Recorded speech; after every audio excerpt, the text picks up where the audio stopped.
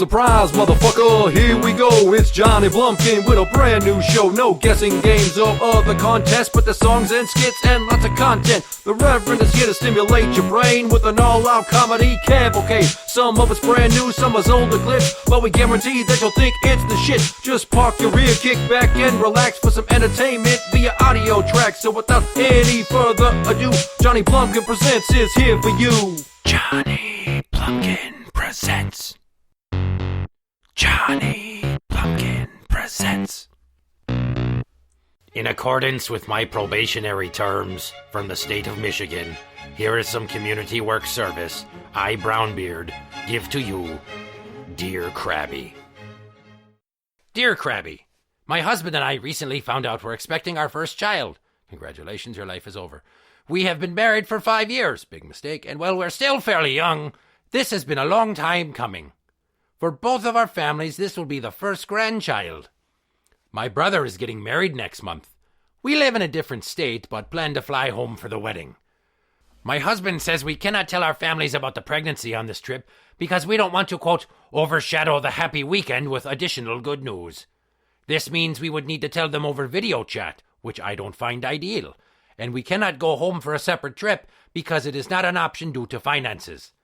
While I see his point, and certainly don't want to overshadow the wedding, I don't see why we can't tell them a few days before the wedding so that it's in person, and I won't have to answer a bunch of questions from close family about why I'm not drinking at the wedding. Well, you guys must be a bunch of fucking lushes.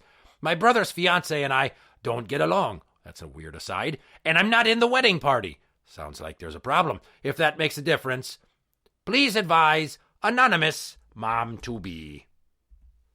Okay, so let's unpack all this bullshit. You got family that you don't want to upset, and then you're going to a wedding where your brother is marrying someone you don't like and you don't get along, and she didn't put you in the wedding, which leads me to believe that you're a stupid cunt, or she's a raging cunt. Either way, cunts abound. Here's how I think you should do this, and it's probably antithetical to reason. You don't say a goddamn thing until at the wedding you go to give a toast. And during it, you say a lot of nice things about your brother, and then you cushion the blow by peppering a bunch of fake bullshit compliments at your now sister-in-law, and then you say to her, and after all these years of knowing you, I've come to realize that you're going to make a very good aunt. And then pat your belly, mic drop, boom goes the dynamite. In your fucking face. That's how you do that shit. You don't want to overshadow him? Fuck that shit. Let's make it more interesting. Who says everything has to be all kind and copacetic all the time? Stir the pot. Make waves. Come on, bitch, do it. Find your fucking guts and really stick it to that woman who clearly does not get along with you because you have a personality flaw and she was probably hugged, not enough, but told she could do no wrong as a child. Then, when she tells your brother he has to be mad at you, or he's like, hey, how could you do that to us? Be like, hey, fuck you. I didn't want to do it over a video. What was I supposed to do? Like, wait on that shit? Oh, should I be like Johnny Blumpkin? And I should just keep the pregnancy a secret until the baby's out and be like, hey, internet, surprise, we crapped out another one of these little shit rats. Send us money and presents and adoration. No, that's not how you do that. Now, as an addition to that little middle finger of announcing the baby during a speech at their wedding, I say you buy them matching t-shirts that say uncle and aunt, and then you buy hers 2 sizes too big, and then you give her a complex, making her think that she's fat, and then you really start taking up real estate inside of her head. That's what I would do. Also, as an added bonus, I know they don't really have disposable cameras anymore, but you should buy a bunch of them and bring them to the wedding and put one on each table, and then when no one's looking, snap at least 2 pictures of your spread open butt cheeks to show everyone your asshole on every single one of them. It'll be the coup de grace. You can do it. I have faith in you. Brownbeard out. Ooh, look at... Oh, my God, look at that hit. Holy... What's going on? Why is he punching that other guy? Oh, my God. There's a black guy on the ice. Beep boop. What's going on? What do you mean, what's going on? J-Bot, they let black people play hockey. I don't know if you know. They don't ban people of color from playing any sports. Like football, it's almost all black guys. Basketball, it's almost all black guys. Baseball is full of black guys and Hispanics.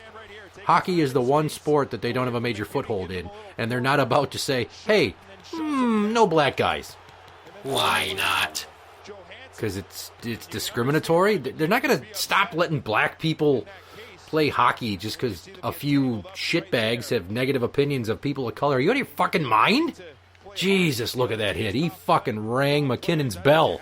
That is awesome. Fucking Avalanche. I don't find it too awesome. I don't know what's going on with all of these black guys on ice skates. I mean, why would they be on frozen water? They don't like regular water. Dude, that's fucking really insensitive, and you totally can't talk like that. I don't know what the hell the world was like where you came from, but it's not like that anymore. Seriously, where were you made? Berlin in 1942. Okay, I can totally understand that. And just for your information, there are lots and lots of black guys in sports. And a handful in hockey. So if we're going to keep watching the playoffs like this, you're going to need to tone down the racially charged sentiments, all right? Fine. Whatever. I'm going to go play solitaire. I don't like hockey anymore. Beep boop. You're a dick. You can understand why McKinnon would be upset.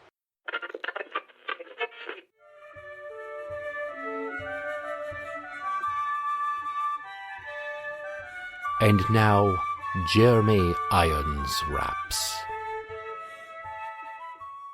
Dinner, you ate it.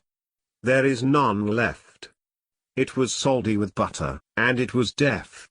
You proceeded to eat it cause you was in the mood. But Holmes, you did not read it was a can of dog food.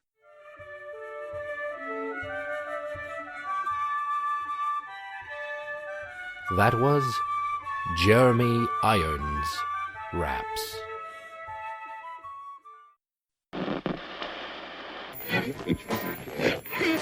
Hey boys and girls, it's time for another. Hey boys and girls, hey boys and girls. Hey boys and hey boys and hey boys and hey boys and hey boys and girls. It's time for another It Radio fucking fucker shitting ass tits beer. Anyway, but we were at the Mindless Self-Indulgence at the Quest 2003, and I went with my now ex-friend Joe. And as we were, I was upstairs because I don't like to be down in the crowd with all these sweaty fucking 13-year-olds with your pimples on your parents' money. Ew. Yeah. And they can't drink. And they can't drink, so they can eat my ass to begin with. And Joe's down there with some fucking random fat girl who he ended up fingering during the show. So me and, God, I can't remember who else I was at the show with. I look down at Joe, and I yell out, "Fuck Joe!" And it turns out that early in the show, I'd bumped into Graham and Frosty, and I had met them loosely a few times through MPW because one of my better friends is Kid Crazy, Brandon. So, homos. All homos. You're all all homos. We leave trails of dead gerbils behind us when we walk. So okay. I yelled, "Fuck Joe!" And Joe looked up at me and flicked me off. But as soon as he flicked me off, Graham and Frosty looked up and yelled it back at me. So then we got into this call and response, and before we knew it, the whole crowd was going, "Fuck Joe!" And I'd go, "Fuck Joe!" And they'd go, "Fuck Joe!" And it made me feel good about myself. This was one of your friends? Yeah. But I just said fuck him because he wouldn't come upstairs, and he was bitching out to be with some random fatty he was going to try to finger that he did. Oh. And so later on that night, I wrote "Fuck Joe" on a piece of paper that I got from a bodyguard, and I held it up, and I'm like, "Jimmy Urine, read my sign." He's like, "Motherfucker, you know I can't read." And after the show, I went up to Jimmy Urine, and he saw it, and he goes, "Oh, fuck Joe." And the whole band signed it, and Joe keeps it and cherishes it. And fuck Joe. Fuck Joe. Fuck Joe.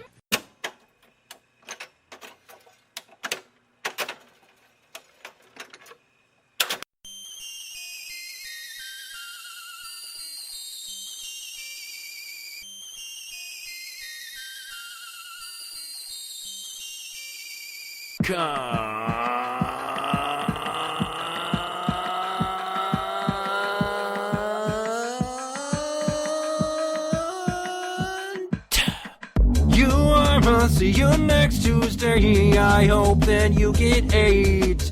I hope your tits want the fuck off and your clit gets wicked infected. Fall down a fucking flight of stairs and break both of your legs.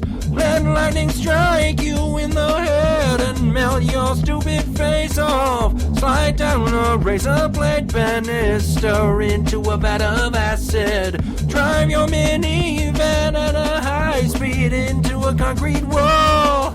Please use a live hand grenade like it was a suppository. Deep throat a loaded shotgun and pretend that you're Kurt Cobain.